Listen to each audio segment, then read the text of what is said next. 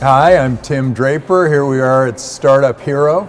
I'm here with Alvaro Ramirez at eHarvestHub, and he's going to tell us about what he's doing. Yeah, thanks for having me, Tim. I appreciate it. My pleasure. eHarvestHub, we connect small independent truckers directly with fresh produce shippers so that they can bypass all the middlemen, be able to make more money per load. And that's essentially what we do in a nutshell. So you connect the trucker directly to the farmer. To the farmer, yeah. And who are the middlemen normally? You have a lot of, there's a lot of brokers, usually truckers that became big enough. Now they broker deals instead of driving trucks themselves. And with that, maybe 40 to sometimes 60, 70% of the profit stays with the broker, whereas the trucker has to be on the road all the time.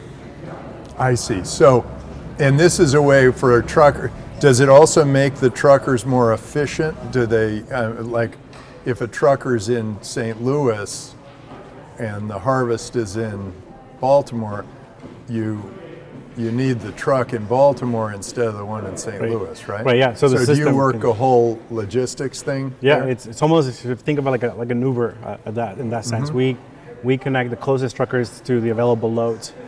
Truckers are able to tell us exactly what routes they like to take, so the system is smart enough to look up the orders and know how to match them up.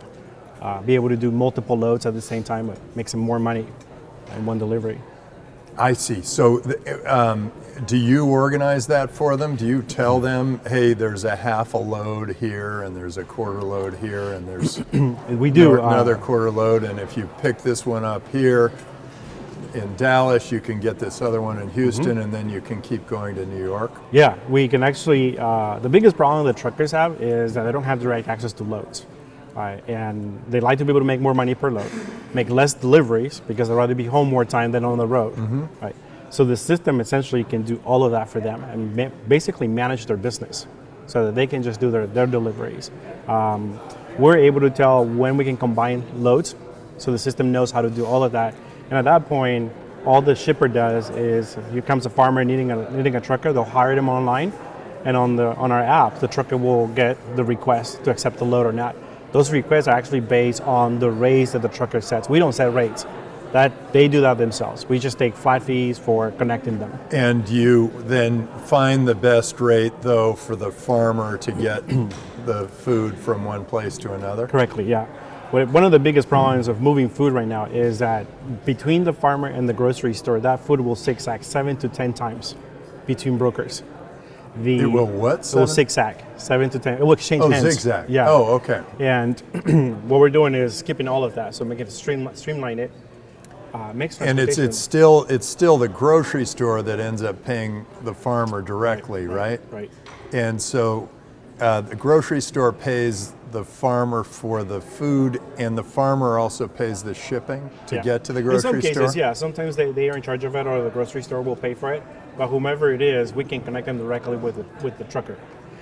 The biggest problem of transportation and produce is knowing where the loads are. So if you own access to those orders, then you can pretty much dictate how the industry would work.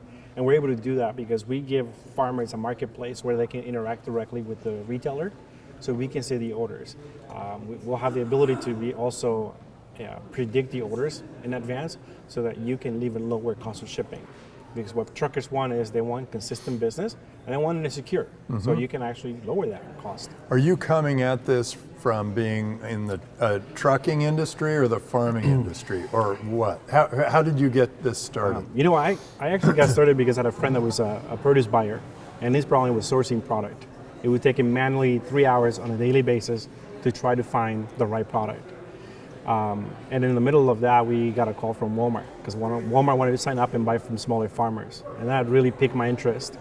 So, not being a farmer, I spent 7 months doing discovery, talking to farmers, trying to understand their pain point, and realized transportation was the big part of that. Sometimes these guys are not negotiating prices on product, but on transportation. So it's like, if I buy an orange, how much of that orange came from the growing of it and the picking and the real estate, and how much came from transportation? It depends how far you move it, but you will typically have a cost of 40 to almost 90% for transportation, depending on where you're buying it. I'll give you an example. We have one of our advisors, a cantaloupe grower in the Central Valley, and he ships to the East Coast. A full truckload, 20 pallets, maybe the product costs $6,000. But the transportation, he will pay $7,000 to $12,000. So he forgets the price of the product. He's trying to lower his transportation cost. Yeah. And then how's it going so far? You've been at it for a couple of years. We've been at it for a couple of years, and how many years? We actually started building our software in 2013. Okay. And we got, because I did a lot of discovery at the beginning, we got very methodical about understanding the space and how to release software.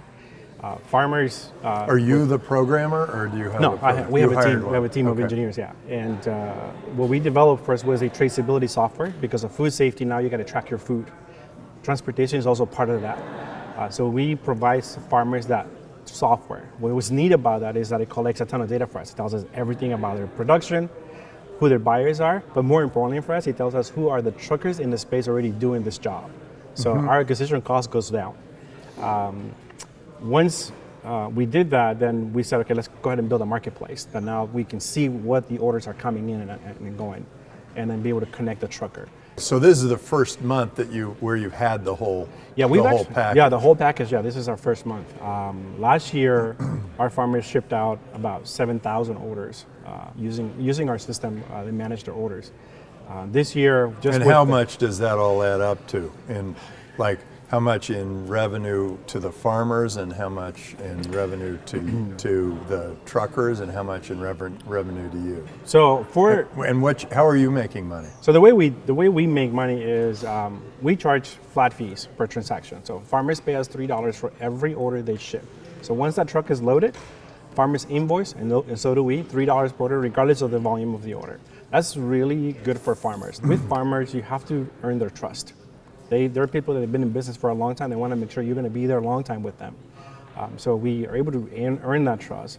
But what we're after is the transportation. We charge $100 for every load that a trucker picks up. Right. Oh, I see. So you're charging the farmer $3 for the order. Right. But you're charging the trucker $100 for the order. For the order. So you get $103. $103. Why not make it free to the farmer if you're only getting we actually thought about 2.9% that for the whole thing? Yeah, we thought about that, and a lot of farmers said, charge me something, because then I don't feel like I'm getting something cheap. And if I need help, then I know I can call you and you'll respond. Oh, I see. And that's why we said, okay, let's charge the $3. Right. That's great. But these guys do about $300. And the trucker's willing to pay $100, because a typical truck run is worth how much to them? It could be $700, a minimum. So they're giving you about a minimum. Yeah, but so let me break it down this way. So at most, you're charging them about 16% of any revenue they're getting. At most, yeah. So I'll give you a couple examples on that. We did this with a trucker from Santa Maria to LA. That's about 200-mile delivery. He charges $700. The broker had charged $1,200 for that load. He was half empty, so the broker gave him another load, asked him to pick it up for $50 and drop it off for another $50. So he paid him $800. The broker charged $2,400 at the end of the day. On the way back, on his dead haul, a broker told him to pick up a load for him for $300 because he was going home, so might as well make some fuel. But he was still charging $1,200. Right, so the broker is making the bulk of the money. So on a one-to-one load, I see. The broker knows the whole market. They own the book of business. I see, and that's where you're going to be. You're going to own the market, but you're going to do it at a much bigger discount. Right. The truckers are going to like you. They're going to trust you. Yep. Well, the trucker is going to know how much the farmer's paying, right? Right. Yeah. So you're letting the trucker know what the farmer's paying, and the broker is not letting the trucker know that. Right. What the broker does is he has a network of truckers. So he'll get a load and he'll put it up for a bid. Right. The lowest bid gets the deal. Right. Sometimes the trucker will show up to pick up product. If the product has not been loaded and that broker found a cheaper truck, he will cancel on him and send a new one. So the people that when this thing starts to roll and people are using it, the brokers are going to be furious. So what are they going to do to keep you away? Like, I mean, the taxi drivers are furious at Uber. We don't see a lot of resistance from them. Some of these guys are truckers themselves that still have a small Oh, I fleet. see. They may actually use your service. Right. So we're not, when it comes to our platform, it's exclusive between farmers, retailers, and truckers. But there's not to say that we don't want to open up a transportation platform for the rest of the industry or even other industries like cattle. And right now, the farmer doesn't even know where who the retailer is, do they? No. So Brokers the have all broker that. has that too. So now the farmer's going to know which retailer they're sending it to, and they're going to know which trucking company or which trucker they're using. Right. So they're going to know that direct connection. How are you getting the retailers to sign up? Why is it worth it for them? For the retailer, there's a couple of things. One is because they get full transparency. Because food comes through the supply chain. Remember I told you 6 axes a bunch of times. Right. They don't know necessarily where it originated. So when it comes to food safety, it's a big issue for them. Right? When consumers get sick, retailers are the ones that pay the price because they're the ones with the deep pockets. So they want that full transparency. Also, it's cheaper to go straight to the farmer. They save about 17% going straight to the farmer. And the farmer is able to make at least 36% more, bypassing everybody else. So you're also telling the retailer this is a way of saving 17% on the purchase of your vegetables. Yeah. How do you reach the farmers? Boots on the ground. Farmers are still a handshake kind of deal. So you have to go to each individual farmer. Yeah. Now, would smaller farmers would be your biggest customers to start with, right? Yeah. And then Small you to work mid-sized your farmers, way out. Yeah. We found out that the larger producers like a Driscoll or Dole, these guys have their own technology. How many of them say yes versus how many say no?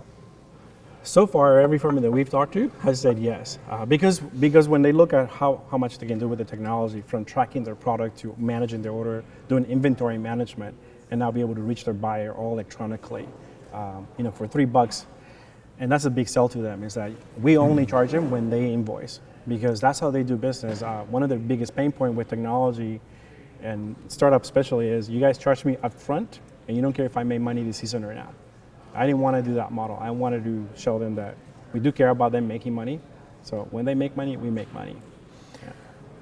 Well, wait a second. When they make money, you only make $3. $3. Yeah. From them, but I From get them. all You the get it from the data for trucker. transportation. And they get the data too, right? Yeah. You're giving it to everybody. Yeah. So, okay, so isn't there don't farmers talk to each other? Mm-hmm. Well, isn't there a way to get on some farmer Facebook page or a farmer something or other to?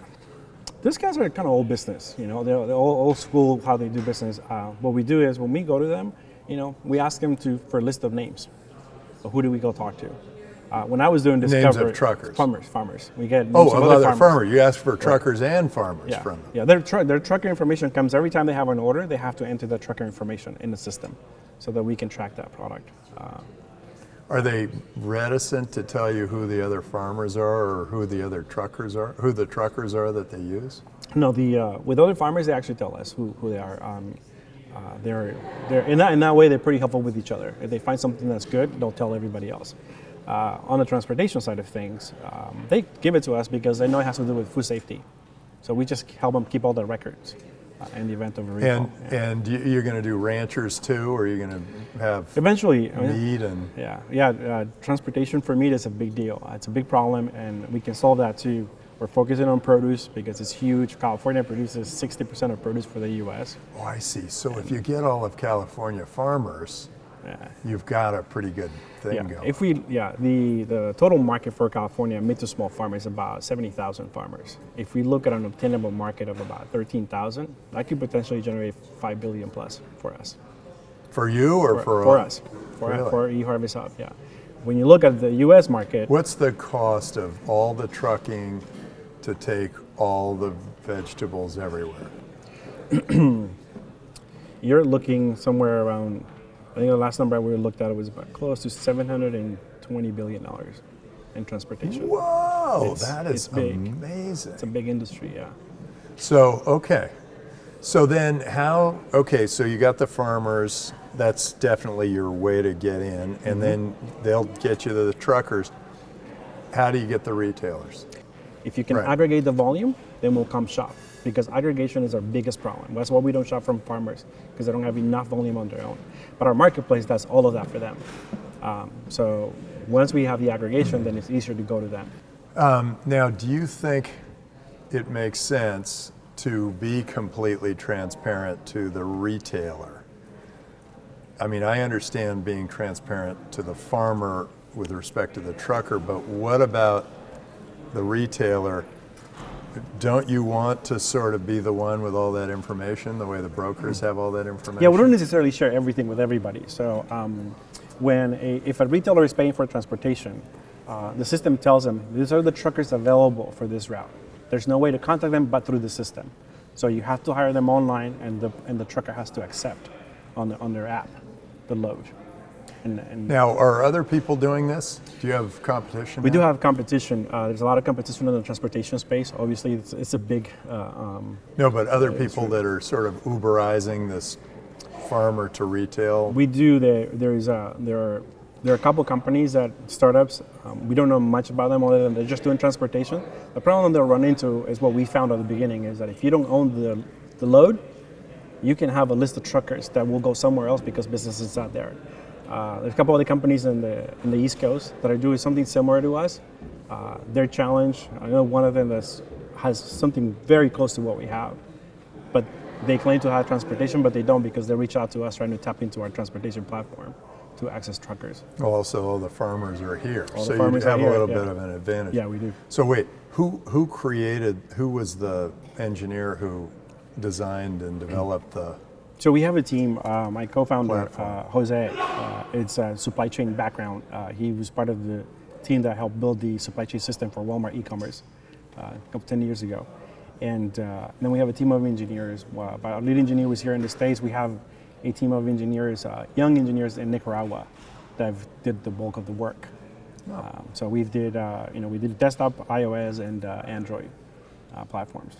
Are you from Nicaragua? I am. Oh, Yeah, terrific. Yeah. I got out of there a long time ago. Yeah. Enough time. But you still have a bunch of buddies back there I who still are have friends programmers. I have friends that, we got in touch with the younger guys are the ones over there that know technology. And so, the product is done and ready to go? It's ready to so go. you're just about shipping it? Do we go after market share, or do we go after the revenue?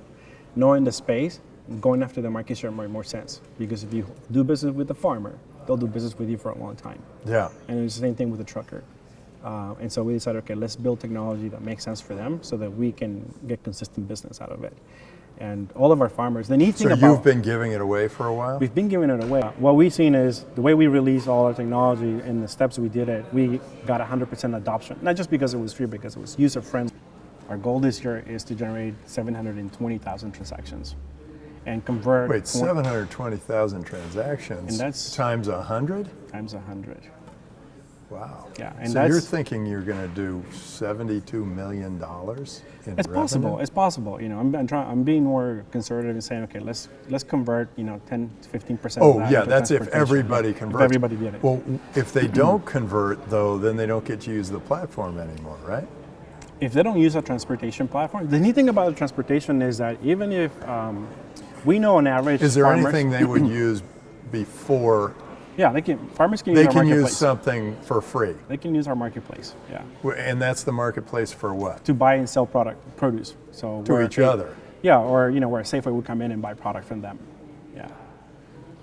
I see. So the neat thing is because so we get to see... Safeway can buy that, and they can do their own trucking around They you. can do their own trucking around us, yeah. But Safeway, if they want to big do guys, trucking with you, then that's when you're going to start charging. then we charge for every And ship. when do you think you would launch it so that you're going to really start charging? We build those relationships already, so it's easier for us to say, here are the truckers that can get you this a cheaper way. And then what's your current cash position? So we cash raised needs? $1 million. Half of it came from Ventures Lab. Oh, great. Yeah, and So I'm an investor. Yes, Oh, you are. Terrific. Yeah. Good. And the other, we got another $500,000 from Jeff Wang in China, one of Mark's good friend. Here are. Have you had any problems with that, being in Nicaragua? It's a long way away. No, time difference is only 1 hour ahead of us, so Yeah. it works great. Language, my lead engineer here, my co-founder and I all speak Spanish, so it's easy to communicate with them. Those guys all understand English as well. So we haven't had any problems communication. This is exciting. Good Yeah, for you. It's pretty good. I'm Yeah. excited about it. So. Well, great. Thank you. Yeah, thanks thanks. so much for coming, and Yeah, thanks thank for you. being on our show.